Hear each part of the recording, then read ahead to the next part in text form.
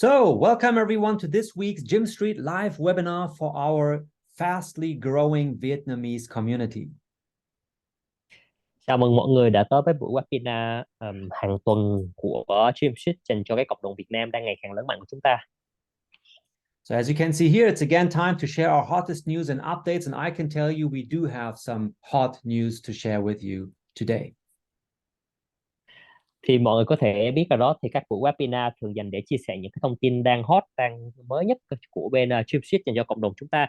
Thì dám chắc với mọi người là hôm nay sẽ có những cái tin rất là hot, rất là nóng hổi. Now, first of all, I want to share with you or let you know that if you haven't yet seen our previous special webinar about the binary plan, I highly recommend that you go to our YouTube channel. You find that here at gymstreet.metaverse on YouTube, and there you find the previous webinar recording named We Go Binary.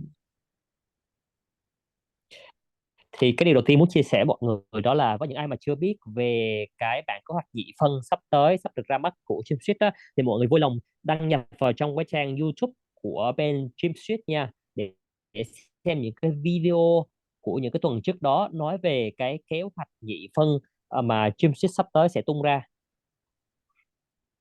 I'm also going to share that link here in the Zoom chat so that you can just copy it and save it for yourself. If you don't see that here immediately, you can always come to our YouTube channel, go to the playlists, and there you will find the special webinar Vietnamese playlist right here.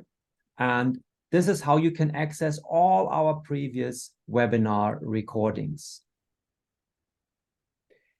Thì bây giờ thì Timo sẽ gửi cái đường link vô trong cái nhóm cái Zoom nha, để mọi người có thể là tiếp cận vào trong cái kênh của kênh YouTube của bên GYMNET. Thì với những ai các bạn có thể là các bạn lưu giữ cái đường link này để hôm nay có thể là không xem thì hôm sau xem cũng được, và mọi người có thể là vào trong cái playlist là cái list những cái video của GYMNET cho cộng đồng Việt Nam á, để mọi người xem những cái buổi webinar đặc biệt của tuần trước. So the major part of today's update webinar is going to build up on the previous week's special webinar about the new binary plan. So if you haven't been able to attend it, I highly recommend that you go back and watch the recording also after this webinar today. Thì một cái phần quan trọng, phần lớn của cái buổi webinar hôm nay á, là sẽ nói về cái kế hoạch nhị phân. Mà cái kế hoạch nhị phân này, với những ai mà tuần trước chưa có tham gia cái buổi webinar thì mọi người có thể là sau cái buổi webinar này mọi người quay lại trong cái list những cái video của GYMNET đó để mọi người coi về cái bản kế hoạch nhị phân, cái buổi webinar mà tuần trước nói về bản kế hoạch nhị phân, bởi vì là hôm nay sẽ nói nhiều hơn về kế hoạch nhị phân á. But now let's get back and start with the first update we want to share with you, which is the utility balance that's going live today, the 19th of July. Thì chúng ta quay về cái phần chính của bài hôm nay nha, buổi hôm nay nha. Thì chúng ta sẽ bắt đầu với việc là thông báo cho mọi người biết là cái hôm nay có một cái thông tin mới, đó chính là cái số dư tiện ích nha mọi người. Thì hôm nay nó sẽ chính thức là nó được ra mắt rồi đó. So I've prepared this overview here to show you. From the left, you can see how your utility balance is actually or being credited, or how the GYMNET tokens end up in your utility balance that can then be used as utility for the things that you see here to the right.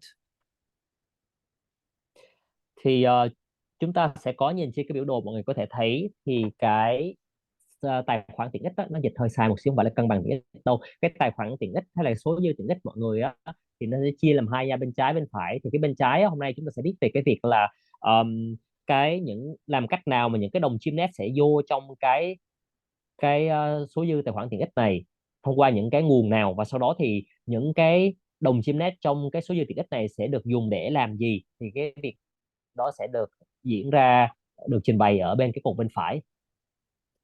So, as you probably know already, those of you who have been with us for a while now, that half of your minor rewards is credited to your utility balance. So that's the first part. Với những ai có lẽ mọi người cũng biết rồi, với những ai mà đã cùng tham gia cùng với chúng tôi một khoảng thời gian dài vừa qua thì cũng biết đó là 50% những khoản thưởng GYMNET đó nó sẽ vô trong cái tài khoản tiện ích hay là số dư tiện ích. And soon we're also going to add an option that will allow you to actively top up your utility balance to increase the GYMNET amount if you want to use it, for example, to purchase virtual land. Thì sắp tới thì chúng tôi cũng thông báo luôn là sắp tới thì sẽ có một cái lựa chọn được thêm vào, một tiện ích được thêm vào vô nữa, đó chính là cái việc một chức năng được thêm vào nữa, đó chính là cái việc các bạn um, có thể là bỏ tiền, bỏ cái đồng chia net vào trong cái tài khoản tiện ích này, số dư tiện ích này, để với cái tài khoản nó tăng lên để mọi người có đủ chia net để có thể là mua đất. And finally, that's relevant for the active affiliate partners among you. 20% of the commissions that you earn will always be credited to your utility balance. Và cuối cùng là cho những ai á, là những cái thành viên rất là tích cực của cộng đồng, những người lãnh đạo chẳng hạn, thì 20% thì cũng cho mọi người biết luôn là 20% cái khoản hoa hồng á, sẽ được bỏ vô trong cái số dư tiện ích này. And then here, as I said, you can see what you will be able to use your utility balance for, which is you can use it to make partial payments to buy virtual land and super bundles. And later on, we're also going to add the staking function to allow you to earn an interest on your GYMNET that you have in your utility balance. Thì và bây giờ thì cũng thông báo, cũng nói cho mọi người thì chúng ta có thể làm gì với những cái đồng chim net trong cái số giờ tiện ích này.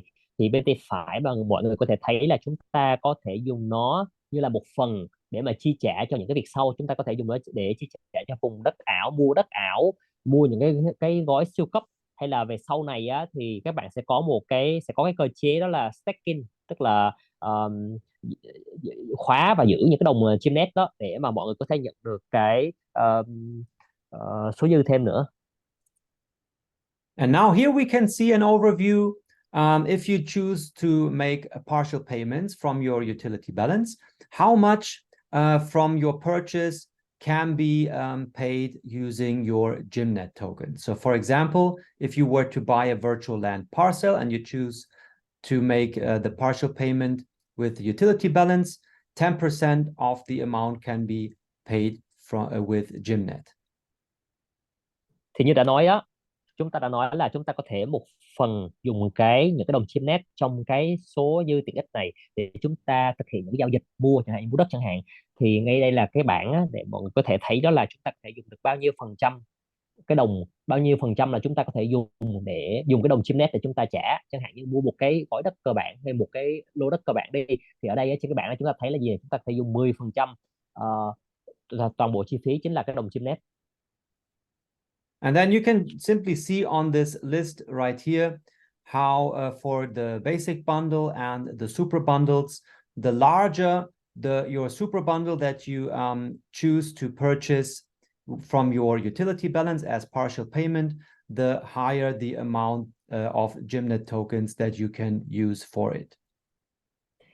Ngoài ra bạn có thể thấy trong cái danh sách này á, mua những cái siêu gói càng về sau á, giá càng nhiều á, thì các bạn càng có cái cơ hội là chúng ta có thể sử dụng nhiều hơn cái lượng chim net để chúng ta chi trả. All right, moving forward right here on this graphic, you can see how the commission payments are structured. Và ở đây chúng ta có thể thấy là chúng ta coi cái cấu trúc bằng cái việc là những cái khoản mà thanh toán bằng hoa hồng nó được tạo ra như thế nào, nó được hình thành như thế nào.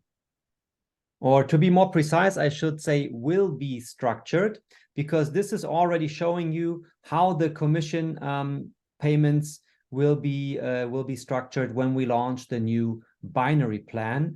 And again, as I already said, if you haven't yet, make sure that you also go back and watch the webinar recording from the previous week about the new binary plan.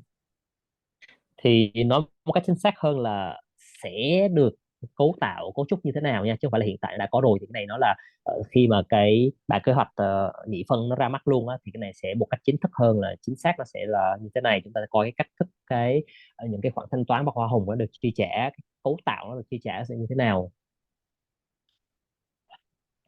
All right, and now I need to find my mouse pointer. Here it is. So first of all, so we start here at the left. So when someone makes a purchase, there's always a BUSD part, right?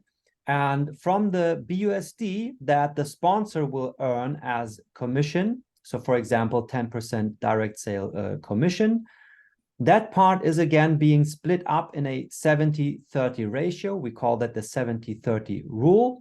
And as you can see, 70% of your BUSD commissions that you earn when your partners make a purchase will be credited to your BUSD available balance. Thì chúng ta cùng nhau bắt đầu nha, coi cái cách thức cấu tạo của một cái khoản thanh toán hoa hồng này như thế nào. Thì bất kỳ khi nào mà một ai đó mua sản phẩm á, thì một phần họ sẽ phải trả là bằng cái đồng đó là BUSD, đúng chưa nào? Thì cái phần BUSD này sẽ được tính hoa hồng cho cái người tài trợ cho người đó, đúng chưa nào? Cái người tài trợ cho người thực hiện cái giao dịch này á là sẽ nhận được 10% hoa hồng.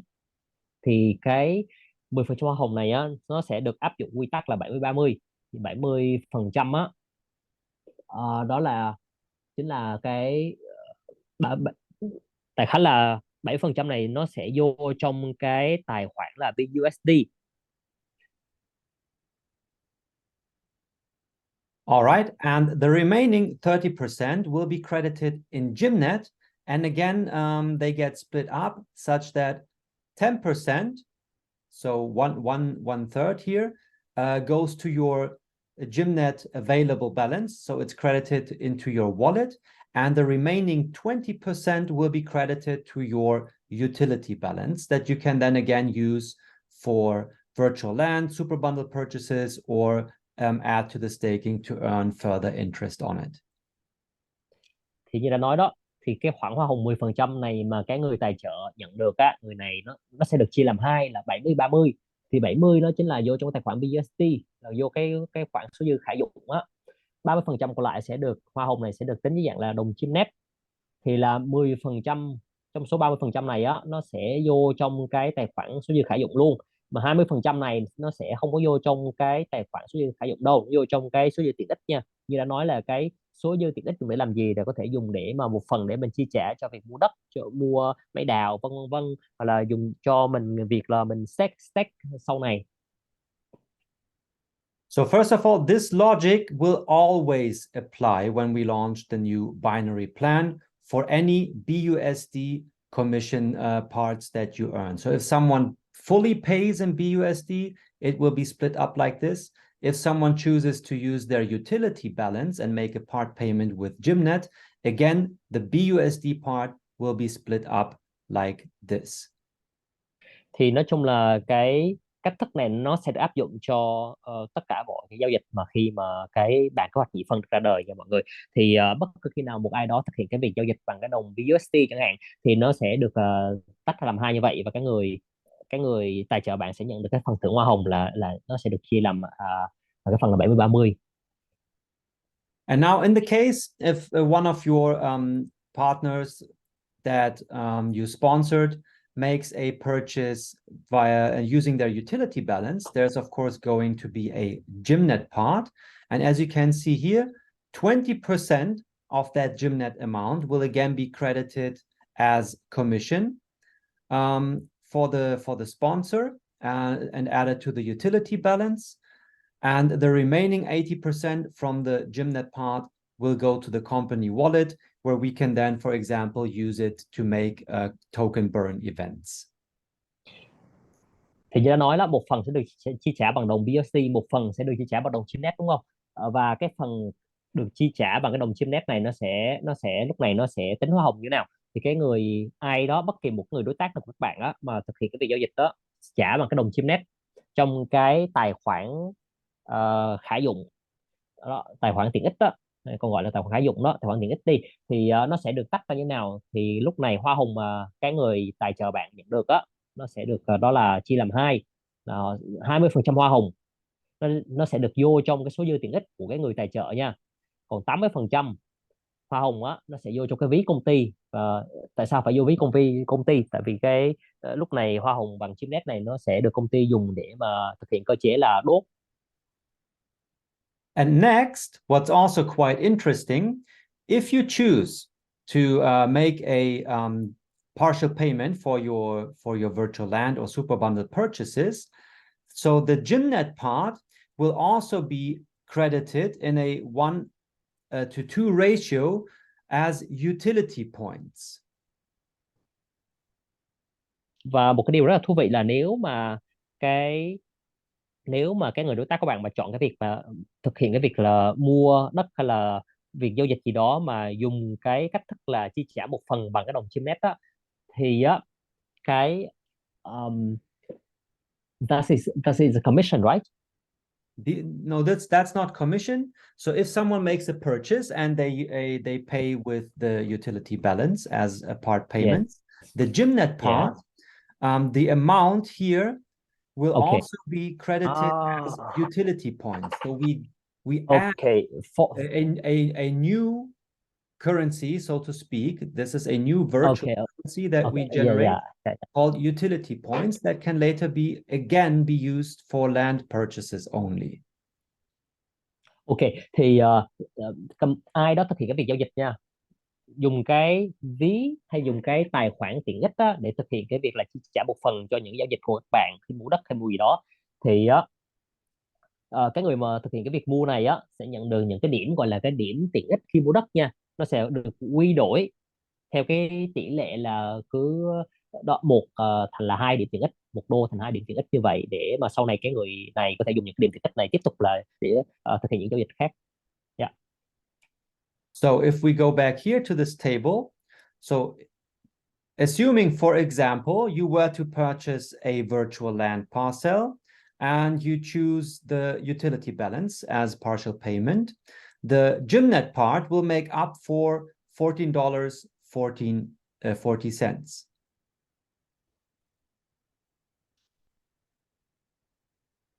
Rồi, và bây giờ chẳng hạn như là chúng ta mua đất và sử dụng cái phương thức thanh toán là một phần là bằng cái đồng chim net từ cái tài khoản tiện ích của chúng ta, thì chúng ta chẳng hạn chúng ta mua một cái đất ảo á với cái trị giá 14 đô 40 á thì sẽ được tính như thế nào? Yeah.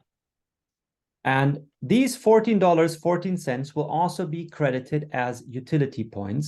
So you're going to receive 28 utility points every time you use your utility balance as partial payments for a virtual land parcel.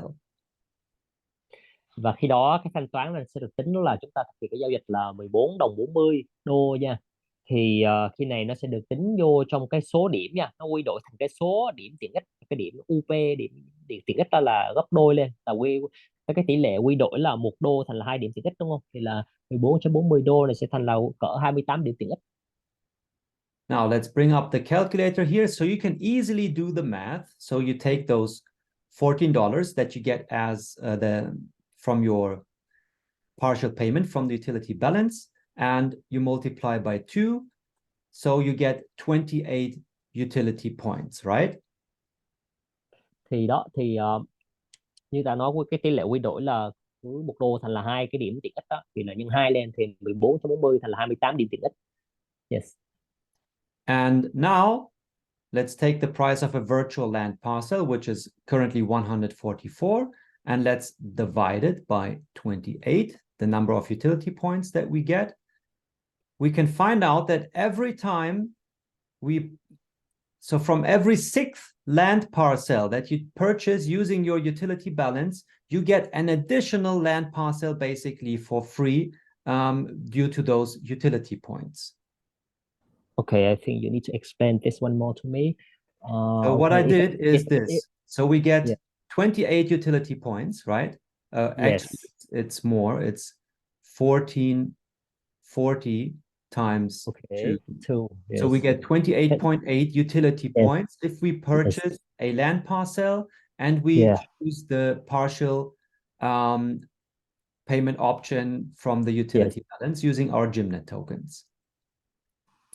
And furthermore, if we take that amount and we multiply it again by 5, we can find out that we gathered Okay. 144 utility points, which equals the price of a land parcel. So for every 5 land parcels that you buy using your utility balance, you basically get another land parcel for free. Ok, interesting. Bây giờ dưới đây là mọi người thì đã nói rồi, cái việc mà chúng ta sử dụng chúng ta mua đất á, bây giờ chúng ta có thể là trong cái bài kế hoạch mới chúng ta có thể dùng cái đồng chim net trong cái tài khoản tiện ích đó nhá, đồng chim net trong đó để chúng ta trả. Thì chẳng hạn đây chúng ta mua một cái miếng đất ảo, miếng đất cơ bản đi, cái miếng đầu tiên á, chúng ta có thể dùng 10%, chúng ta trả giá bằng cái đồng chim net, lấy 10% của tổng cái toàn bộ đó chúng ta trả bằng đồng chim net trong cái tài khoản tiện ích chúng ta. Chẳng hạn như lúc này là chúng ta sẽ chi trả 10% chim net thì quy ra đồng đô la là còn 14.40. Thì với cái việc là chúng ta quy đổi ra cái điểm tiện ích đó, chúng ta nhân 2 lên là chúng ta có được 28.8 điểm tiện ích, đúng không? Và nếu mà chúng ta mà mua 5 lần một cái miếng đất nha, 5 lần một miếng đất mà chúng ta đều dùng là 10, chúng ta chi trả cái miếng đất đó 10% của nó bằng cái đồng chim net trong cái tài khoản tiết chúng ta nhân lên, chúng ta thấy là sau 5 lần mà chúng ta mua một cái miếng đất cơ bản như vậy á, thì chúng ta đổi được cái điểm là rất là nhiều, mà chúng ta quy ra đô la là quy ra được là 144 đô, thì coi như là cứ chúng ta mua 5 miếng đất chúng ta được một miếng đất miễn phí rồi. Yeah. So I think we can agree that this is quite an interesting feature. Chắc chúng ta có thể thấy là đây là một cái tính năng khá là thú vị.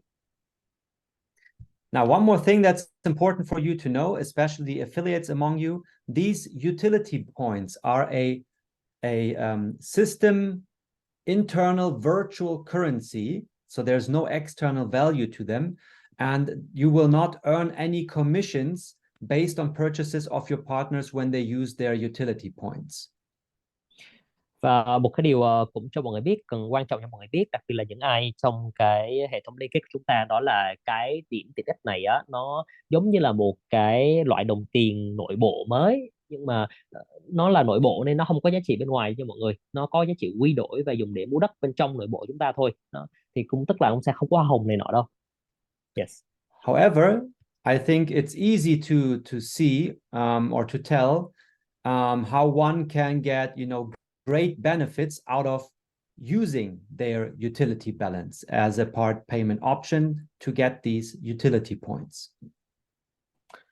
Thì mọi người có thể thấy là gì nào? Đó là bất kỳ chúng ta nếu mà chúng ta dùng cái số dư tiện ích để chúng ta thực hiện cái giao dịch đó, chúng ta dùng nó để thực hiện chi trả một phần cho cái giao dịch chúng ta có thể có được rất là nhiều lợi, bởi vì là chúng ta sẽ lấy được cái điểm tiện ích là cái điểm UP để chúng ta có thể là thực hiện tiếp tục những cái giao dịch sau này. All right, and now let's quickly get back here to the first slide. Remember, we also add an option to top up your utility balance externally. So you can buy GYMNET tokens from the exchange to top up your utility balance to use it as partial payments for virtual land or super bundles. Còn quay lại cái tài khoản tiện ích cho mọi người, thì có một cái điều nãy mình có nói, chính là việc mà chúng ta có thể là chúng ta nạp cái đồng GYMNET vô trong cái tài khoản chúng ta, tức là chúng ta mua những cái token GYMNET từ những cái sàn á, rồi chúng ta nạp vô trong cái tài khoản tiện ích, thì sau đó chúng ta dùng cái tài khoản tiện ích này để chúng ta thực hiện cái việc giao dịch mua những cái bên tay phải chúng ta đang thấy đó. Yeah. So now when you know that this option becomes available, and you receive these utility points simply by making use of the utility balance, of course, it will be beneficial to always make your purchases via the utility balance. And once people, get this mechanism, we expect, of course, that they will purchase GYMNET tokens from the exchange first to top up their utility balance, to make their purchases with a partial payment to get these utility points. Thì bây giờ chúng ta có thể thấy là khi mà cái lựa chọn này, cái lựa chọn mà chúng ta có thể nạp cái đồng GYMNET vô trong cái tài khoản tiện ích đó, nó trở nên là hoàn toàn ổn. Tức là khi mà các bạn kế hoạch nhị phân nó ra mắt rồi á, cái việc mà chúng ta sắp tới chúng ta nhận được những cái điểm tiện ích á, những cái điểm tiện ích nó sẽ khiến cho người ta rất là hứng thú nhé. Người ta thấy là gì, người ta có thể nhận được nhiều cái lợi từ cái việc là người ta thực hiện cái việc giao dịch thông qua cái tài khoản tiện ích này, dẫn tới cái việc là người ta sẽ mua những cái token GYMNET từ sàn, sau đó nạp vô trong cái tài khoản tiện ích và dùng cái tài khoản tiện ích này á để thực hiện cái việc là một phần cho cái việc là chi trả những cái giao dịch của họ trên cái Metaverse của chúng ta, thì khi đó họ sẽ nhận được những cái điểm tiện ích, thì nó lại mang lại lợi. Những điểm tiện ích này có thể vẫn dùng được tiếp tục sau này để thực hiện các giao dịch tiếp theo, thì người ta thấy cái lợi, thì người ta sẽ thực hiện cái giao dịch thông qua cái tài khoản tiện ích này. Yes. And of course, once we get more and more people taking advantage of this payment option, I let you guess for yourself how it's going to affect the token price.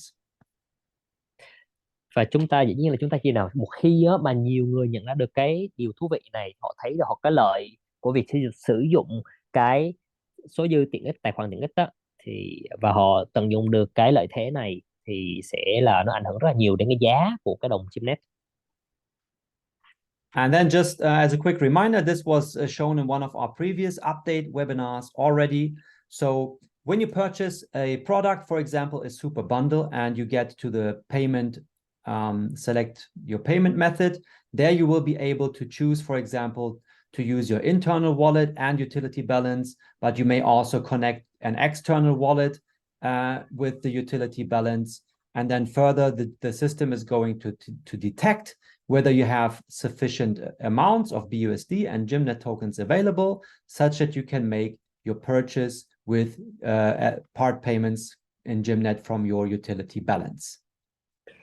Thì như chúng ta đã biết rồi, thì những ai mà tham gia cái buổi webinar những tuần trước, chúng ta có thể biết đó là khi mà chúng ta thực hiện mua một cái sản phẩm nào đó, thì lúc mà chúng ta ra cái mục mà thực hiện việc chi trả, nó sẽ có những cái lựa chọn, những cách thức để chúng ta chi trả cho cái sản phẩm đó. Thì trong đó sẽ có chẳng hạn như dùng cái ví nội bộ và cộng với lại là dùng cái số dư tiện ích, thì đây chính là cái cách chúng ta sử dụng cái số dư tiện ích, cái đồng GYMNET trong cái số dư tiện ích của chúng ta.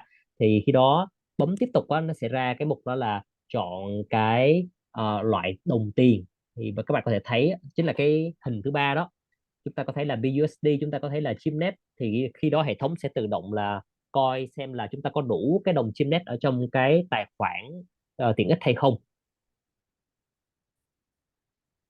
All right, now let's proceed to the next part. So that the first half was about the utility balance.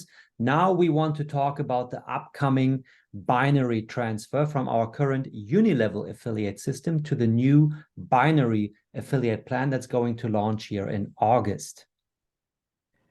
Thì chúng ta đã nói nãy, chúng ta nói về cái tài khoản khả dụng hay tài khoản tiện ích rồi đó mọi người. Thì bây giờ chúng ta tiếp tục, chúng ta nói qua cái phần đó là kế hoạch tháng 8 sắp tới khi mà chúng ta chuyển qua nhị phân.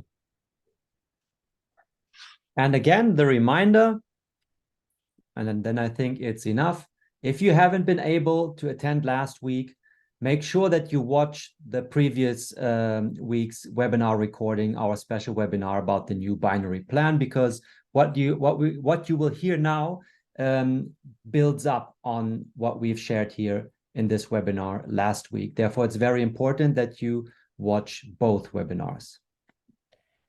Thì một cái nhắc nhở nho nhỏ cho mọi người thôi, dành cho những ai mà tuần trước chưa có tham gia cái buổi webinar nói về cái bản kế hoạch nhị phân á, thì mọi người có lẽ là nên vào trong cái kênh YouTube đó để mọi người coi cái webinar của tuần trước nha. Bởi vì là cái bài nói hôm nay á, nó sẽ xây dựng trên những cái thông tin của tuần trước. All right. Now, for the binary transfer, as we call it. So right now, those of you who are already active as affiliate partners here with GymStreet, you have started to build a team structure, you have generated team revenue. Of course, we need to figure out a way how to transfer your current affiliate rank over to the new binary plan. Thì sắp tới chúng ta chuyển nhị phân. Với những ai mà đang rất là tích cực tham gia vào trong cái hệ thống hiện giờ, đang là những người đối tác rất là tích cực để bắt đầu xây dựng cái đội ngũ của mình, đã nhận được những cái khoản hoa hồng thu nhập nhóm, Thì cái điều quan trọng là sắp tới cái cấp bậc chúng ta sẽ chuyển từ cái hệ thống cũ sang hệ thống mới sẽ như thế nào. And also, it's very important to allow you to position your current team structure in the new binary tree that's going to be implemented here when we transfer the uni-level structure over to the new binary system. Một cái điều cũng rất là quan trọng đó là chúng tôi cũng phải tính đến cái việc chúng tôi sẽ cho phép các bạn không chỉ là chuyển cái cấp bậc của mình từ hệ thống cũ sang mới, mà cũng phải cho phép các bạn đó là đặt cái đội ngũ team của mình vô trong cái cây cấu trúc, tức là trong cái hệ thống mới. Khi chúng ta chuyển từ cái cấp bậc là đơn cấp sang nhị phân á, thì cái đội ngũ các bạn sẽ được là chuyển sang, thì nó phải là cái vị trí của team các bạn sẽ nằm ở trong cái cây nhị phân này, nó sẽ trông như nó sẽ, đó là cái điều mà chúng tôi cần phải tính toán tới. So, and that's what this thing is going to be for. We call that the holding tank. Basically, what this is, it will show you all your direct partners. So your current level 1 or first line partners right here in the order as you have registered them within your team structure. Thì trong cái cây nhị phân này, hay là cái kế hoạch mới sắp tới á, thì các bạn click vào cái chỗ là đội ngũ team của chúng tôi, thì cái đội ngũ team của mình sẽ được hiện ra rất là rõ ràng, nó sẽ cho chúng ta thấy rõ là đó là ai đang là đối tác trực tiếp của mình. Cái level số 1 là những ai, nó thứ tự những người đã đăng ký vào trong cái cấu trúc team của mình là như thế nào sẽ hiện ra rất là rõ ràng. Again, to clarify, everyone will only be able to modify their first line partners, right? So these positions that are shown here simply mean that's the first person that you personally signed up. Then again, via your referral link, you signed up the second person and the third person. That's the order. This does not refer to the uni-level structure like level 1, level 2, and so on. It simply refers to the order in which every person signed up their direct partners. Một cái điều cần phải làm rõ cho mọi người là con số từ 1 đến con số 13 trên màn hình đó mọi người, nó còn kéo dài nữa, thì thực ra nó chỉ là, nó không phải, nó chỉ là nó chỉ cho chúng ta thấy là cái thứ tự mà chúng ta đã đăng ký những cái thành viên mới chúng ta thôi, chứ không phải là ai là, không phải là cứ là người số 1 sẽ là người đối tác trực tiếp, số 2 là người đối tác bên dưới đó hay là như nào hết. Chỉ đơn giản là cho chúng ta biết đó là ai là người đã đăng ký với chúng ta đầu tiên thôi, bởi vì chúng ta có thể hiệu chỉnh mà, hiệu chỉnh cái việc là ai là đối tác trực tiếp mà. Cái này chỉ là cho chúng ta biết cái thứ tự thôi nha, thứ tự đăng ký với mình đó thôi, chứ không có ý nghĩa về cái việc là ai là đối tác trực tiếp đâu. Yes. All right, and then as you can see here as well, so in the middle, you will then see all the information about your team partners, so their wallet address and their email that they use to sign up their accounts so that you can know who that is. And here you will then have the opportunity to choose how they should be placed in the binary tree, either left or right. Thì chúng ta có thể thấy là ở cái cột ở giữa chính là chúng ta sẽ thấy cái mà đang bị che mờ mờ á, chính là cái địa chỉ ví cũng như địa chỉ email. Thì khi đó chúng ta sẽ biết đó là ai. Ngoài ra cái chỗ mà Timur đang chỉ đó chính là cái việc mà chúng ta có thể là đặt cái người đối tác đó vô trong cái cây nhị phân chúng ta muốn. Yes. And next to the fact that you can place your team partners in the binary tree, you will also have the opportunity to change the order in which they're going to be placed. So let's say you have, someone whom you signed up, the seventh person whom you signed up, but you want that person to be placed directly under you. You could move them up from position 7 to position 1, for example, and then choose whether that person should be placed right or left. Thì khi chúng ta đặt cái người đối tác chúng ta vô trong cái cây nhị phân á, chúng ta có thể chọn là họ nằm ở nhánh bên trái hay nhánh bên phải nha. Đặc biệt là chúng ta cũng có thể là đổi cái thứ tự của họ trong cái cây đó. Chẳng hạn đó là cái người thứ bảy, số 7 chính là cái người mà đăng ký với chúng ta, cái người thứ bảy mà đăng ký với chúng ta á, chúng ta có thể là chuyển cái đó lên cái ngay vị trí ngay dưới chúng ta cũng được, không vấn đề gì hết. And then Also very important, right here is the type. This refers to the type of your partner. It could be either your own account, if you plan to set up a multi-account structure, or it will by default be defined as a team account, meaning this belongs to one of your team partners. Đặc biệt là có một điều rất là quan trọng á, chúng ta cũng cần phải làm rõ đây chính là cái mục type, tức là thể loại á, thì chúng ta có thể chọn là O tức là của riêng mình, hay là team là của cái team mình. Chúng ta chọn O tức là cái người đó chính là cái tài khoản của mình luôn, tức là mình có thể có nhiều cái tài khoản nếu mà chúng ta muốn thiết lập một cái cấu trúc mà có nhiều tài khoản của chính mình. Còn không thì chúng ta không chọn thì nó sẽ là tự động để cái mục là team, là trong cấu trúc team bên dưới của mình. Yes. So now I need to end the slideshow and bring up PowerPoint here, because I want to play around on this slide. Now, this is what the holding tank is going to look like. So you will be able to do all these changes as we just talked about. Now I will just play through a scenario to help you understand how that transfer is going to take place and how the script is going to move your current unilevel structure over to the binary tree. Thì nãy giờ chúng ta nói về những thay đổi trong cái cây nhị phân nha, cách chúng ta chọn đối tác, chúng ta đặt họ vào nhánh nào. Thì bây giờ chúng ta sẽ vô trong cái slide mới để chúng ta tìm hiểu về những cái chính xác là chúng sẽ có những cái ví dụ á, để chúng ta biết coi là cái cách thức mà nó chuyển qua nhị phân sẽ diễn ra như thế nào khi mà chúng ta chuyển từ cái đơn cấp sang là nhị phân. Yes. All right, let me just add these here as team partners. So as we can see here, I prepared an example. Let's say these are your level 1 partners. You have 7 of them named A, B. Oh, wait a second. This should be C, D, E, F, and G. So that's your current level 1 partners.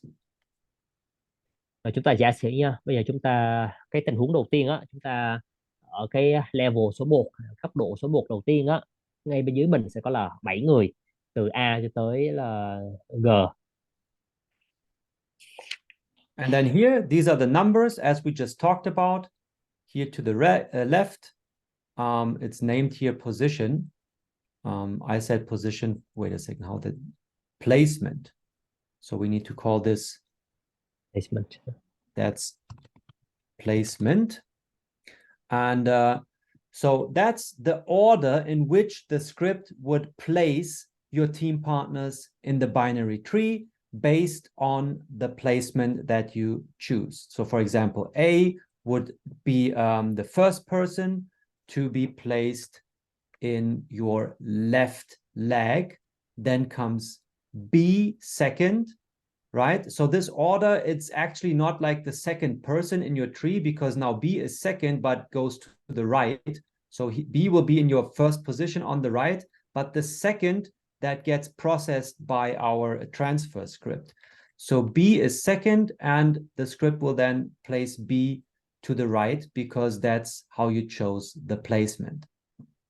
Rồi thì bây giờ chúng ta có 7 người đối tác level 1 chúng ta á, thì mọi thứ sẽ chuyển ra như thế nào?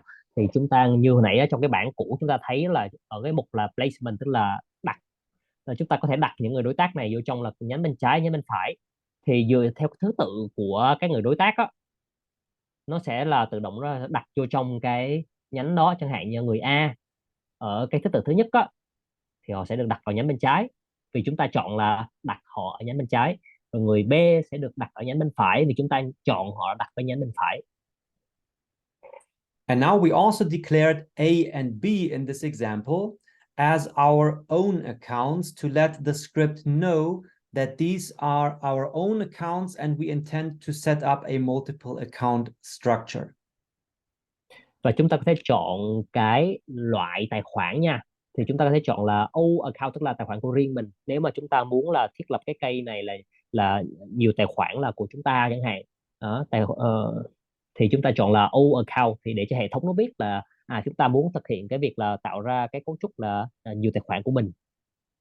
So actually, the way it's going to work is that we will always check for the account type first, and your own accounts will get processed first to ensure that they get placed right under you. Thì cái hệ thống á, đặc biệt là chúng tôi sẽ kiểm tra xem đó là các bạn có chọn cái loại là tài khoản của riêng mình hay không, bởi vì chúng tôi xem đó là ưu tiên. Vì chúng ta biết là các bạn là đang muốn thiết lập cái cây nhị phân này là bằng cách là dùng nhiều tài khoản của chính mình đó, thì chúng tôi sẽ kiểm tra xem các bạn chọn tài khoản phải là của riêng mình không, thì chúng tôi sẽ là thực hiện cái việc là sắp xếp các bạn ngay lập tức ngay dưới. And then the script will simply go through through these positions one after the other. Next would be C. It would check that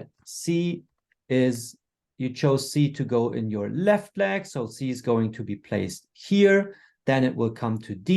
Again, D will go to your left leg. Then it will move on to E and place E in your right leg, and so on. Thì sau đó, sau khi hệ thống đã cân nhắc cái việc là sắp xếp cái tài khoản của bạn rồi á, tài khoản chính bạn rồi á, thì nó sẽ sắp xếp cái tài khoản của những cái người đối tác của mình, thì nó sẽ tự động sắp xếp vô trong cái cây đó. Bởi vì là các bạn chọn là sắp họ vô nhánh bên trái hay nhánh bên phải, thì cái hệ thống sẽ tự động sắp họ vô như là mình đã mong muốn ngay từ đầu. And now, remember we talked about that you can also change the positioning. So if you, again, you need to watch last week's webinar if you're not yet familiar with the binary plan, how it works. However, basically for you to know, it's important that it makes a difference where you get placed or where your team partners get placed within your binary tree. So those who are further up at the top have somewhat of an advantage, because any turnover that's being generated after their own position in the binary tree will also count for them. So someone who's placed further down will receive less turnover that's being generated because he's going to miss anything that's coming from above.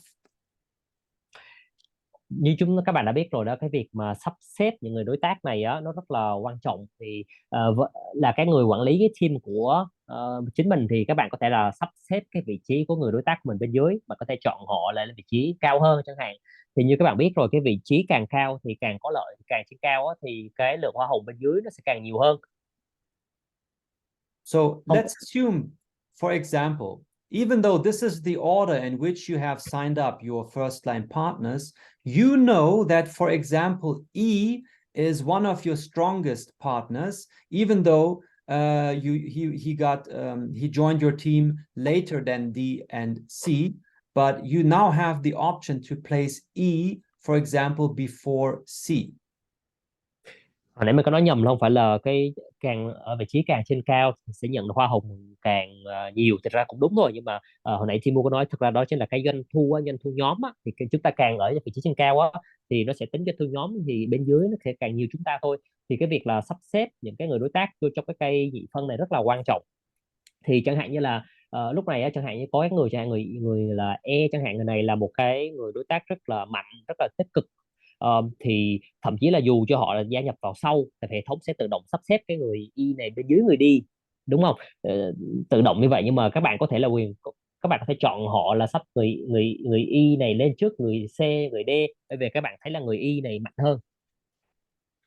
And the way how you will be doing this is simply by changing the position number right here. So you can double click into these fields and change the position number, and that's going to move that account up.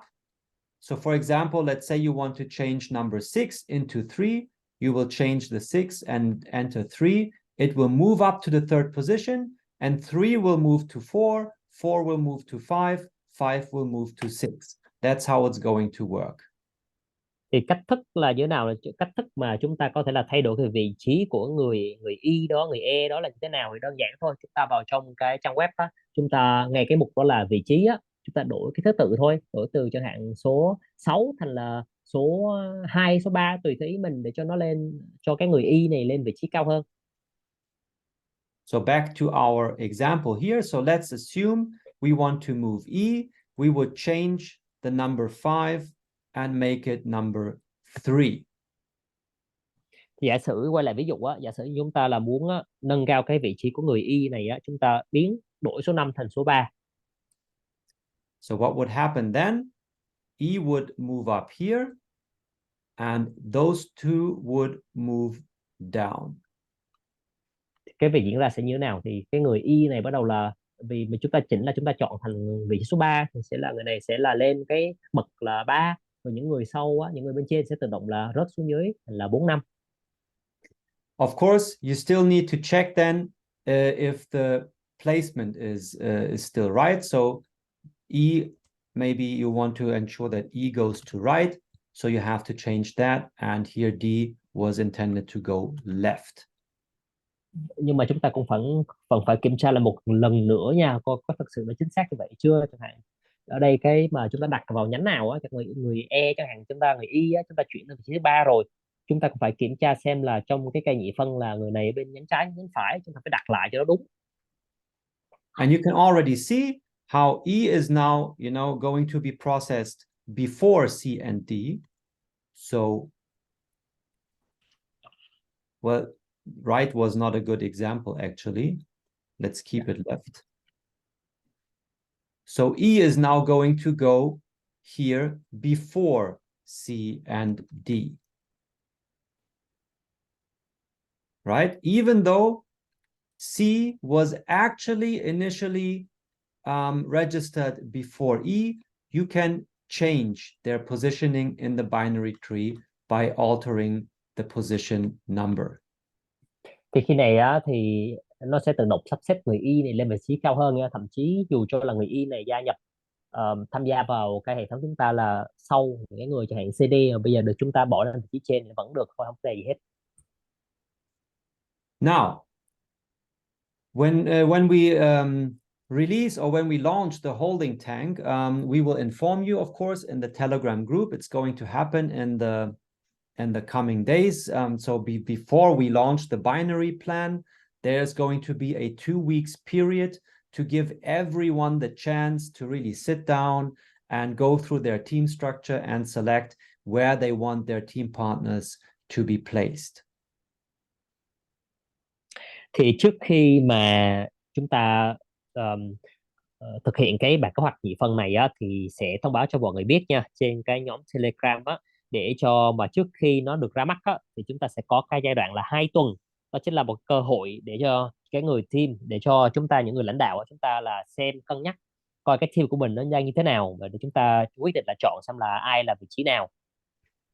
So this is webinar right now today. It's of course to inform you in advance such that you know what's coming. And once the holding tank goes live, you can go ahead and start placing your team members. Thì hôm nay thì cũng là một cái buổi webinar hôm nay cũng dành để cho thông báo cho mọi người biết trước, đó là sắp tới sẽ có cái cây nhị phân nó được biểu hiện rất là rõ ràng như thế này, để mọi người có thể một khi mà nó bắt đầu nó online rồi, nó ra mắt rồi á, thì mọi người có thể là lên trên đó để mọi người là sắp xếp cái cấu trúc team của mình. Now we understand that it may also be the case, of course, some of you may have hundreds of team partners, and maybe not everyone wants to go through every single one of them, even if it's, first line partners. So you can select the placement, but it's not necessary, so you don't have to.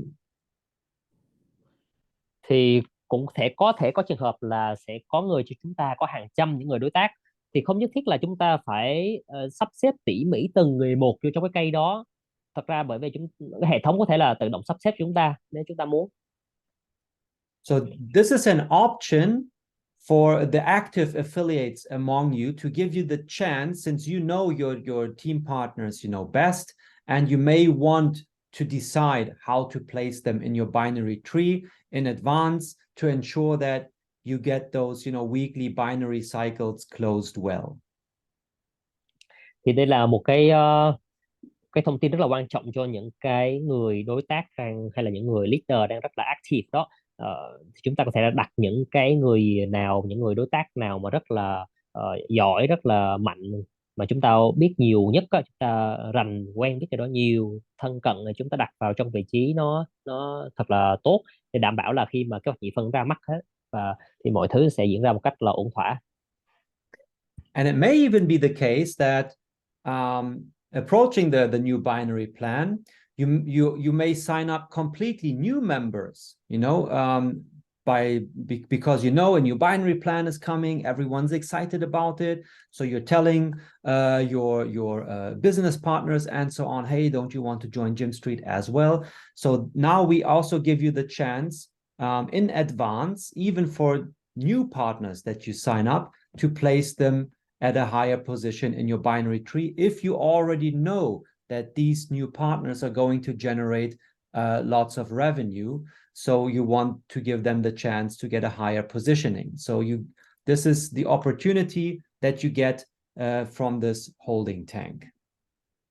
Thì cũng thể có trường hợp là gì nào khi mà chúng ta sắp tới chúng ta đang tiếp cận cái việc là ra mắt cái bảng kế hoạch nhị phân á, thì có thể là chúng ta quen biết nhiều người mới, chúng ta giới thiệu trên suite cho nhiều người mới và họ thấy là hứng thú tham gia, thì có thể là đây chính là một cơ hội, chính là buổi hôm nay chính là một cái nguồn thông tin quý giá để các bạn biết là ok, cái người mà chúng ta vừa quen biết đó họ rất là giỏi, họ sắp là có thêm nhiều những đối tác bên dưới nữa, nên biết như vậy á, thì chúng ta có lợi cho chúng ta, có lợi cho họ, chúng ta sẽ đặt họ vào, sắp tới chúng ta sẽ đặt họ vào vị trí cao hơn trong cái cây nhị phân. Đó. Okay, and as I said, it's not obligatory. So if someone says, I don't really care about how my partners get placed in the binary tree, no issues about that, just leave it alone. In that case, the script is going to determine how to place your partners left and right based on your current team turnover, and we'll try by mathematics to figure out how to balance out your left and right legs for the binary launch. Thì như đã nói đó, cái việc mà chúng ta phải bấm vào từng người, chúng ta đặt họ vào bên trái bên phải, nó không nhất thiết phải diễn ra đâu. Thì chúng ta có thể chẳng hạn có quá nhiều đối tác mà chúng ta không thể nào chúng ta quen biết thân cận từng người một, thì chúng ta cứ để hệ thống nó tự động nó sắp xếp đặt về những người đối tác đó vào trong cái nhánh bên trái hay nhánh bên phải, nó dựa trên cái lượng doanh thu nhóm hiện tại, để mà có thể tạo ra được cái gọi là một cái vòng nhị phân để chúng ta hưởng hoa hồng. Hệ thống sẽ tính trên cái đó để mà nó đặt những người đối tác mới vô trong hai cái nhánh tự động. So it's not obligatory. You can just let the system decide for you. But for those active affiliates among you who would like to take the opportunity or to use the opportunity to actively place their team partners in the binary tree during that holding tank period, you will have the chance to do so in preparation for the new binary plan. Thì cái việc như đã nói nó không bắt buộc nha, chúng ta phải sắp xếp từng người một trong cái cây, cả trăm người làm sao sắp xếp được hết, hay cả ngàn người, đúng không? Thì chúng ta có thể là để cho hệ thống nó tự quyết định thôi. Còn đối với những ai á, mà chúng ta thân cận những người đối tác rất là giỏi, mạnh, tạo ra nhiều doanh thu á, thì chúng ta đặt họ vô trong cái cây, chẳng hạn 10 người hay 5 người ngay bên dưới chúng ta đặt vô cái cây một cách chính xác. Thì cái việc đặt này nó diễn ra trong vòng sẽ có khoảng thời gian là 2 tuần nha mọi người, để chúng ta thực hiện cái việc là sắp xếp một cách nó chuẩn chỉnh. And now this is the last part of today's update webinar.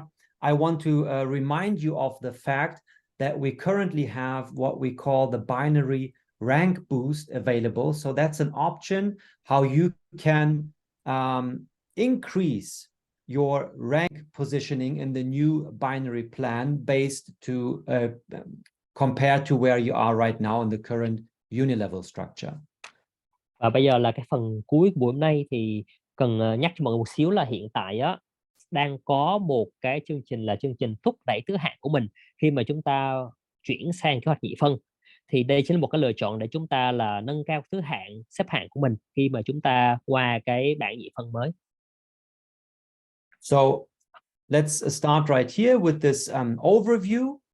So this is the new binary plan with this qualification, with its qualification requirements and so on. And your binary transfer is going to happen solely based on your current team revenue that you've been generating so far in GYMStreet. Thì bây chúng ta sẽ coi cái bảng mới này, cái bảng kế hoạch mới. Đây là một cái tổng quát.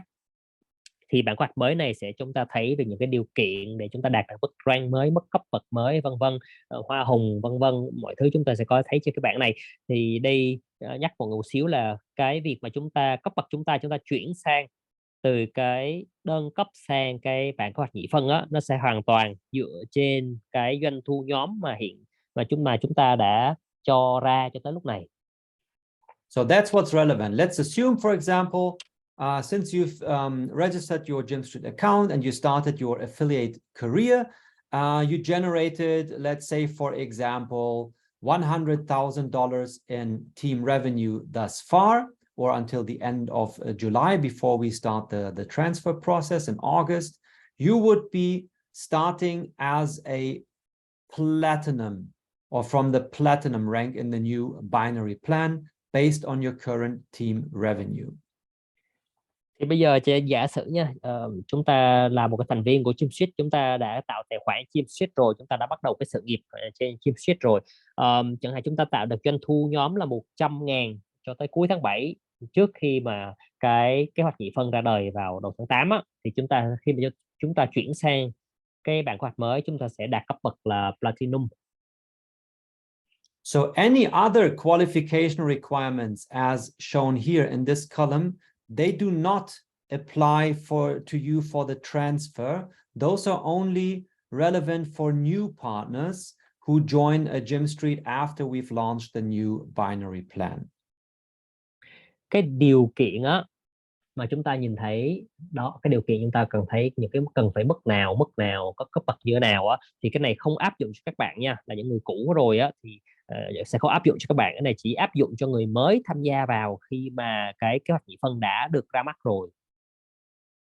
So where those qualification requirements also apply for our current members after the transfer is to rank up to the next higher rank. So let's assume, following this example, you got placed in the platinum rank based on your current team turnover. And later on, you keep increasing your team revenue until you get to 250,000. Once you've reached that revenue qualification requirement, you also need to have 3 platinum partners within your team structure in order to make it to the next higher rank, which is double platinum. Đó, thì với cái lượng doanh thu mà chúng ta có cho tới lúc này, ở cái ví dụ này là 100.000 thì sẽ ngay lập tức là chúng ta qua kế hoạch mới chúng ta sẽ đạt ở cái mức là Platinum. Cái điều kiện trong cái mức Platinum sẽ không có áp dụng chúng ta đâu, vì chúng ta thành viên cũ. Nhưng mà khi mà chúng ta muốn đạt được cái mức mới á, cái mức Double Platinum rồi á, muốn đạt được cái mức đó thì tức là từ 100.000 đạt được mức Platinum, muốn cao hơn Double Platinum á, thì vẫn phải áp dụng cái điều kiện đó là cần phải có 3 cái Platinum, 3 đối tác Platinum và đạt được mức doanh thu nhóm 250.000. So to sum it up, for the transfer, the only thing that's relevant for you is your current team revenue. The number of team partners and what rank they have is irrelevant. Only later on, to get to the next higher rank, you will also need to build team partners, of course, and help them to reach these ranks. But let's say, for example, you already have 2 partners within your team structures that are also going to be transferred as platinum. In that case, you would only need to reach the next higher turnover requirement if you already have these to get the double platinum rank. Make sense so far? Yeah. Good. Thì nói tóm lại như sau, thì khi mà chúng ta chuyển sang bảng kế hoạch mới á, thì cái thứ liên quan duy nhất, cái thứ mà chúng ta cần cân nhắc á, chính là cái doanh thu nhóm thôi. Chứ còn cái điều kiện áp dụng ở cái bảng kế hoạch cũ á, thì lúc mà chúng ta chuyển sang nó sẽ không tính đâu.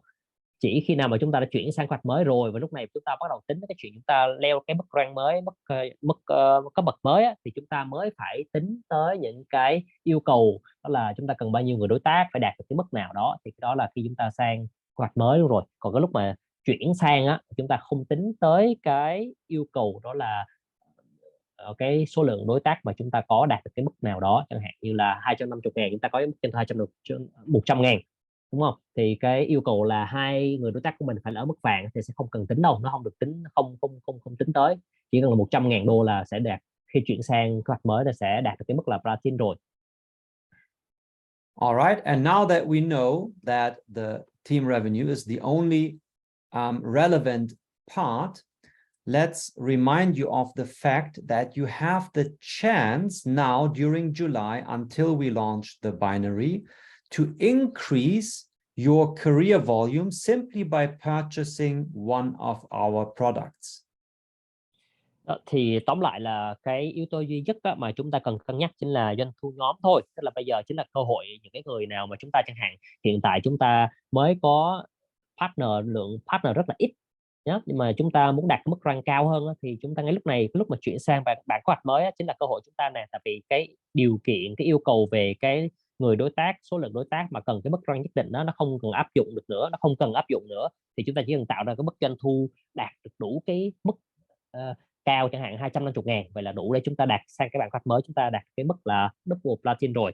Một cái điều nhắc nhở mọi người nữa đó chính là khi mà chúng ta chuyển qua nhị phân á, thì có một cái ưu đãi rất là thú vị đây, đó chính là cái việc mà chúng ta có thể tăng cái khối lượng sự nghiệp khi chuyển qua nhị phân nha, bằng cái việc rất là đơn giản là chúng ta mua một trong những cái gói ở đây. All right, and the easiest way to illustrate how that works is by using an example. So let's assume right here our example person James has already joined last year and has been generating in total $800,000 in team revenue until we transfer the rank. Based on that revenue, he would get transferred to the double platinum rank. Thì chúng ta cùng nhau coi thử cái ví dụ là như thế nào nha. Khi mà mình nói là chúng ta mua thực hiện cái việc giao dịch thôi, một cái sản phẩm nào đó, một cái gói nào đó, thì chúng ta sẽ được tăng khối lượng sự nghiệp. Thì chúng ta coi ví dụ như thế nào, chẳng hạn ở đây đó là cái người tên là James, thì người này gia nhập là từ năm ngoái rồi, người ta tạo được cái tới mà trước khi cái bản kế hoạch nhị phân nó chạy á, thì tạo được khối lượng sự nghiệp của anh ta tổng cộng là 800.000. Thì anh ta sang kế hoạch mới á, bản kế hoạch nhị phân, anh ta sẽ được cái mức xếp hạng là bạch kim kép, là double platinum. And let's assume James were to purchase the basic bundle now in July, as the special offer is valid. It would mean that we would add an extra 30% to his career volume. So the $800,000 in career volume that he has been generating by himself would be added with or increased by 30% due to his basic bundle purchase, and 800 would count as if it's 1 million, and based on that 1 million we would place him in the respective rank. So in this example it would mean that he could start out as diamond. Rồi, bây chúng ta coi thử nha.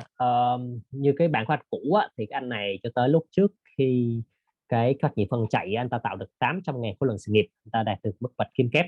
Mà giả sử trong tháng 7 nha, là cái lúc mà cái ưu đãi này nó đang có tác dụng á, trong tháng 7 mà anh ta thực hiện cái việc giao dịch bất kỳ một cái gói nào, chẳng hạn anh ta mua một cái gói đơn giản thôi, cái gói cơ bản là 327 đô thôi, thì anh ta sẽ được ưu đãi thêm là anh ta thêm 30% khối lượng sự nghiệp khi chuyển qua nhị phân. Tức là lúc này anh ta sẽ tính là 800 mà cộng thêm 30% của 800 nữa là 240.000, thì anh ta sẽ được tính là khối lượng sự nghiệp là 1.040.000. Thì lúc này xếp hạng anh ta tự động chuyển sang là mức kim cương. And then 3 of our super bundles have a very special function. If you purchase one of these 3, not only do you get the extra career volume, but you also ensure that you will be placed at least in one of these ranks. Và 3 cái gói đặc biệt đây, chúng ta thấy là gói cơ bản, gói siêu cấp 8, gói cơ bản 327, gói siêu cấp 801 và gói siêu cấp 4001 á. Thì 3 cái gói đặc biệt này nó có chức năng rất là đặc biệt, nó sẽ đảm bảo 100% cho các bạn là khi các bạn mua cái gói này á, nó sẽ đảm bảo các bạn là khi mà chuyển sang kế hoạch mới, bạn sẽ được ở cái mức rank ít nhất là một trong những cái mức rank sau. So as you can, if you read the text here at the bottom, you will see that at the transfer, we're going to check which option is more beneficial for you. If the extra career volume would get you a higher rank than this, then of course this will count, and vice versa. If the extra career volume would not, let's say, get you to platinum, but you purchased the 4K super bundle, you would still start from the platinum rank because of this. Okay, I need you to explain this once more, please. Yes, so we are always going to grant the better option. So both options apply. If the 50% extra career volume would get you a higher rank than platinum, then this will count, of course, and vice versa. If the platinum rank is higher than what you would get from the extra career volume, then you will start from at least platinum. So does the system gonna suggest that? No, we for the transfer, we're going to check which option is more beneficial for the user. So what counts is the person needs to buy this super bundle themselves in July until right. And for this example, at the end, we're going to see, will the 50% extra career volume get you a higher rank than platinum? Then you will get that higher rank, of course. However, you're going to lock in at least the platinum rank by purchasing this super bundle. Ok, thì đó, nó sẽ khi các bạn mua một trong những cái chương trình khuyến mãi, như một trong những cái gói siêu cấp này trên tháng 7 á, thì nó chính là cái lựa chọn tốt nhất á nha. Hệ thống tính toán là lựa tốt nhất cho các bạn để các bạn được chuyển vào cái thứ hạng mà tốt hơn cho mình khi mà chúng ta chuyển qua cái hệ thống nhị phân. Thì chẳng hạn như là khi chúng ta mua cái gói chẳng hạn siêu cấp 4001 á, thì nó sẽ được tính là thêm 50% khối lượng sự nghiệp. Đó, khi chuyển qua nhị phân nó tự động tính là cho bạn 50%, thì lúc này nó sẽ tự động đặt cho các bạn qua trong cái thứ hạng mới, chính là thứ hạng vô trong cái bảng nhị phân, thì các bạn sẽ đạt được cái xếp hạng mới là xếp hạng bạch kim. All right, so I hope that this has become clear. So take advantage of these special offers that are still valid within the month. So any purchase in July until we actually launch the new binary plan will count.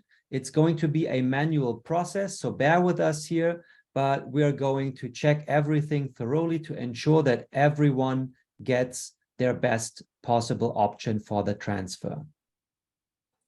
Thì đại khái là ngay cứ trước tháng 8, trước khi cái bản kế hoạch nhị phân này diễn ra, thì đây chính là những cái lựa chọn rất là tuyệt vời cho các bạn. Thì các bạn, đây coi như là một cái tóm tắt rất là ngắn gọn cho các bạn để các bạn mua một trong gói siêu cấp này, ngay lập tức các bạn sẽ đạt được cái mức rank nhất định chính xác ngay bên cột bên ngoài cùng bên tay phải đó, những cái xếp hạng mà chúng ta sẽ đạt được. Thì đây là cơ hội chúng ta để chúng ta mua, để chúng ta đạt được cái mức rank đảm bảo là chuyển qua kế hoạch mới, kế hoạch nhị phân, là chúng ta sẽ có cái vị trí mức hạng nó mà phù hợp với mong muốn chúng ta. Thì hệ thống và chúng tôi sẽ kiểm tra một cách rất là kỹ lưỡng và chính xác để chúng tôi tạo ra cho các bạn cái mức rank nó tốt nhất. All right, and then finally, let me again remind you of the fact that also until the end of July, the dual minor special offer is still valid, meaning that if you purchase one of these super bundles to get the increased career volume or lock in these ranks for the binary plan, they also come along with the dual minor in it. Và điều cuối cùng đó chính là cái điều mà nhắc các bạn một xíu, đó là cái máy đào kép á, nó vẫn có hiệu lực cho tới cuối tháng 7 nha. Thì tức là một khi mà các bạn mua bất kỳ cái gói nào để mà tăng cái tổng khối lượng sự nghiệp của mình lên, hoặc là chúng ta mua một cái gói cố định là 3 cái gói nãy mình có nói đó, để chúng ta đảm bảo là chúng ta chuyển sang kế hoạch nhị phân đó, chúng ta đạt mức rank là chắc chắn là sẽ đạt mức rank đó. Thì đi kèm với những cái gói đó chắc chắn sẽ có những thằng máy đào kép, thì cũng sẽ là máy đào kép đặc biệt cho tới cuối tháng 7 thôi nha. Sau đó kế hoạch mới sẽ không còn nữa. And finally, for the active affiliates among you, again, the reminder that also until the end of July, you still have the chance to get the increased cash bonuses for reaching our leadership incentives. Và đặc biệt là đối với những cái người lãnh đạo leader đang rất là tích cực đó, đang rất là mạnh, thì nhắc các bạn một xíu nữa thôi, đó là cho tới cuối tháng 7 thì vẫn là cái cơ hội để chúng ta đạt được cái phần thưởng tiền mặt trực tiếp nha. Someone sending me lots of roses and hearts. Thank you. And yeah, I just one thing, speaking of these leadership incentives, I want to clarify. So when you go to the partner area, these are the leadership incentives here we just talked about. The exclusive offer expires in 12 days. Here, for example, you can see if you reach the gold pin, you will get the increased cash bonus of $2,300. Thì những cái khuyến mãi dành cho những nhà lãnh đạo á, như đã nói rồi, thì nếu mà chúng ta đạt được những cái mức doanh thu nhất định á, chúng ta sẽ đạt được những cái khoản thưởng tiền mặt trực tiếp. Thì các bạn vô trong trang web, chúng ta vào trong cái mục đó là những cái phần thưởng dành cho nhà lãnh đạo á, chúng ta bấm vào đó, chúng ta sẽ thấy là nó còn 12 ngày nữa là hết hạn rồi. Và nếu chúng ta đạt được cái mức mới, chẳng hạn ví dụ ở đây chúng ta đạt được mức tổng doanh thu là 75.000 chẳng hạn đi, thì chúng ta sẽ nhận được tiền thưởng trực tiếp là 2.300. Now, very important to understand that you do not confuse these leadership incentives with the new binary plan. Even though the ranks have the same names and some of these qualification requirements also look similar, it's not the same. We simply use these requirements and apply to the binary plan. However, the leadership incentive is only valid in the current affiliate system as we have it now. Và một cái điều quan trọng mọi người cần biết là những cái khuyến mãi, những cái phần thưởng dành cho những nhà lãnh đạo này á, nó không có liên quan gì tới cái bảng kế hoạch nhị phân sắp tới đâu nha. Hai cái nó khác nhau nha. Mọi người đừng có nhầm, đừng có thường nhìn thấy cái mức doanh thu nhóm rồi những cái yêu cầu rồi thì mọi người nhầm lẫn với cái bảng kế hoạch nhị phân sắp tới, nhưng mà hai cái này không có liên quan tới nhau nha. Hai cái này nó chỉ có hạn tới là cuối tháng 7 mà thôi. Right. So for example, if you want to qualify for the gold pin to get the $2,300 cash bonus, you must generate at least $75,000 in team revenue following the 50% rule until the end of July. And you must have at least 2 team partners within your team structure that have reached the silver pin. Ví dụ nha, chúng ta muốn đạt được cái huy hiệu vàng, tức là khi mà đạt được chúng ta sẽ nhận được cái phần thưởng tiền mặt trực tiếp là 2.300, thì chúng ta cần cái doanh thu nhóm tạo ra là 75.000 và áp dụng quy tắc là quy tắc 50%. Thì chúng ta cần đó là 2 người đối tác trong cái hệ thống cũng phải là có cấp bậc là bạc, và và một điều cần phải nhắc là cái này nó chỉ có hạn đến ngày cuối tháng 7 thôi nha mọi người. So again, leadership incentives applies to our current affiliate plan, and they will not continue with the new binary plan. So at the end of July, it's over with the leadership incentive. But until then, you still have the chance to qualify and get these cash bonuses. Một lần nữa nhắc mọi người lại một lần nữa, thì những cái phần thưởng dành cho lãnh đạo này á, nó chỉ có hạn là cho tới trước khi cái kế hoạch nhị phân nó ra đời thôi nha, tức là khoảng 12 ngày nữa nó kết thúc rồi. Thì đây vẫn là cơ hội chúng ta để chúng ta nhận được những cái phần thưởng tiền mặt trực tiếp, sau đó thì sẽ hết á. And when you come here to the partner area, leadership incentives, so up here you can see your current status. So the turnover that's necessary according to the 50% rule, and the number of partners that you must have here as a requirement. You can view that up here. Thì để chúng ta biết được là chúng ta đạt được cái mức phần thưởng, cái mức huy hiệu vàng, bạc hay là gì đó chưa, chúng ta nhìn ở một phía bên trên đó, cái mà khoanh đỏ của Timur vừa mới vẽ đó, chúng ta sẽ thấy là hiện tại cái mức doanh thu nhóm chúng ta đạt được là như thế nào rồi, và để đạt được cho cái huy hiệu tiếp theo là chúng ta cần bao nhiêu. Nó sẽ chạy trên đó, nó sẽ có áp dụng quy tắc 50%, chúng ta nhìn chúng ta sẽ thấy, và cái yêu cầu là 2 người đối tác trực tiếp là chúng ta có đủ hay chưa, nó sẽ hiện ra hết trên đó. All right, guys, now let's jump back to the presentation. So basically, that's it for the updates. Finally, I have received a few very beautiful pictures from last week's live event, where our CEO Frank and our advisor Claudio were there with our community in Vietnam. So let's have a look at some of those. Thì chúng ta quay lại bài thuyết trình nha, thì chắc là cái bài phần chính thì nó cũng kết thúc rồi. Thì chúng ta sẽ có đây cho các bạn xem một vài những bức hình từ cái buổi trực tiếp của tuần trước ở Hà Nội với ông CEO Frank, cũng như là ông trợ lý tư vấn ông và nhà thuyết trình là Corio cũng đã có mặt ở tại Hà Nội và gặp ở chúng ta còn vài bức hình của tuần trước. So it was a beautiful event, very well organized. So again, we want to also take the opportunity here in the live webinar to say thank you to our most active affiliates, whom you can see here on this picture, for supporting us and organizing this live event. It was awesome, and we look forward to continuing working with you together, growing the Vietnamese community. Thì đây là có thể nói là đây là một sự kiện cực kỳ tuyệt vời, rất là thực sự là nó đã được tổ chức rất là tốt, và Timo cũng muốn nhân cái cơ hội của buổi webinar này muốn nói lời cảm ơn tới những cái người đối tác, của những cái người lãnh đạo rất là tích cực. Trong bức hình chúng ta đã thấy họ thì GYMNET rất là mong muốn là trong tương lai sẽ tiếp tục làm việc cùng với chúng ta để cùng nhau phát triển cái cộng đồng Việt Nam chúng ta ngày càng lớn mạnh hơn.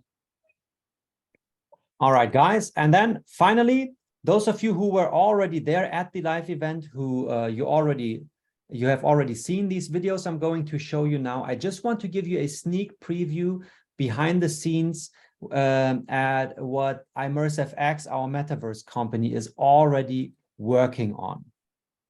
Thì với những ai đã ở trong cái buổi trực tiếp của tuần trước thì cũng đã thấy một vài những này rồi. Thì chúng ta sẽ cùng nhau xem một chút những cái tác phẩm mà hiện tại cái đối tác là ImmerseFX của chúng tôi đang làm. Now, as you know, GYMNET is our vision. It's to build the first financial district in the metaverse. So it's all about virtual reality, but now the next stage, it's actually mixed reality. And now I'm going to show you what this will be like. Thì như mọi người đã biết rồi, chúng tôi mục tiêu của bên GYMNET chính là xây dựng cái phố tài chính đầu tiên trong Metaverse. Thì tất cả là mọi thứ là về thực tế ảo, nhưng mà cái bước tiếp theo sẽ là cái thực tế hỗn hợp, và chúng ta cùng nhau xem nó như thế nào. So here you can see one of our metaverse experts. She's working at ImmerseFX's studios as a developer. And imagine, no, let's translate that part first. Ok, và đây là chúng ta có thể thấy đây là một cái người chuyên gia Metaverse của chúng tôi hiện tại của cái đội ngũ là ImmerseFX, thì người này đang cùng nhau coi. And now before I push play on this, can I proceed? Yeah. Before I push play on this video, I want you to imagine as an active affiliate, and you're sitting with the prospect and you want to demonstrate how mixed reality is going to work, how our team, our business partners get their own virtual buildings. All you will need is a blank piece of paper and your phone. And I will now show you what that's going to look like. Thì chúng ta cùng nhau tiếp theo, chúng ta thử tưởng tượng xem là chúng ta với tư cách là một cái người đối tác rất là tích cực, và chúng ta muốn chỉ cho những cái người khác chúng ta coi là thực tế ảo sẽ trông ra sao. Cái việc mà những đối tác của chúng ta sắp tới sẽ có những cái tòa nhà trong cái vũ trụ ảo nó sẽ như thế nào. Thì tất cả những gì chúng ta cần hiện tại lúc này, bây giờ chúng ta cần đó là một cái tờ giấy trắng và một miếng giấy. All right.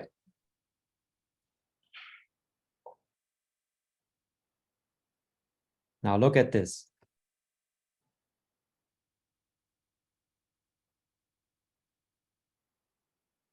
Can you imagine when you're sitting with the prospect and you're telling them, hey, put up a blank sheet of paper, and you pull out your phone and you project our business partners building, in this case, it's a work-in, onto that piece of paper. That's mixed reality. You can see that the virtual reality gets mixed in with our actual reality. Thì bây giờ chúng ta có thể tưởng tượng được rồi nha. Tất cả những chúng ta cần, chúng ta trình diễn cho người xung quanh chúng ta biết coi là ok, một cái tòa nhà bên trong cái một chỗ ảo nó sẽ trông như thế nào. Chúng ta cần đơn giản là một cái tờ giấy trắng đó, rồi chúng ta sẽ dùng cái điện thoại thôi thì nó sẽ hiện lên rõ là cái tòa nhà nó sẽ trông như thế nào. Thì đây chính là cái còn gọi là chính là hỗn hợp thực tế. And now let's assume your prospect says, well, yeah, nice idea, but I still don't know how is it going to be like if, walking inside that building. Đó thì đây chính là cái cách mà chúng ta chẳng hạn chúng ta có một cái tờ quảng cáo chúng ta trình diễn cho mọi người xem ok trong buổi vũ trụ ảo nó như thế nào. Chúng ta lấy cái tờ giấy chúng ta để lên trên như vậy thôi, dùng điện thoại móc ra chúng ta thì cái tòa nhà sẽ hiện rất là rõ ràng như vậy. Nhưng mà vậy bây giờ cái như mình đã nói đó chính là cái giao thoa giữa thực tế và thực tế ảo. Và chúng ta chẳng hạn lúc này thì chẳng hạn người đối tác mình sẽ hỏi là vậy cái cảm giác mà đi bên trong tòa nhà sẽ như thế nào, có làm được hay không. So you still have your phone and you say, no problem. And you show them this scene. Chúng ta có thể trả lời với người đối tác này, người bạn này không vấn đề gì hết, có thể làm được luôn. Và chúng ta chỉ cho họ xem cái cách. Now look at her by holding up her phone, how she will be able to actually walk inside Work-in's building in our metaverse. Thì bây giờ chúng ta đã cho họ xem cái tòa nhà nó trông như thế nào trên tờ giấy đúng không? Đó chính là giao thoa giữa thực tế và thực tế ảo rồi đó. Thì bây giờ chúng ta đi vô trong cũng được thôi, cầm điện thoại giơ lên và chúng ta cũng có lúc này có thể là đi vô trong. So isn't that impressive?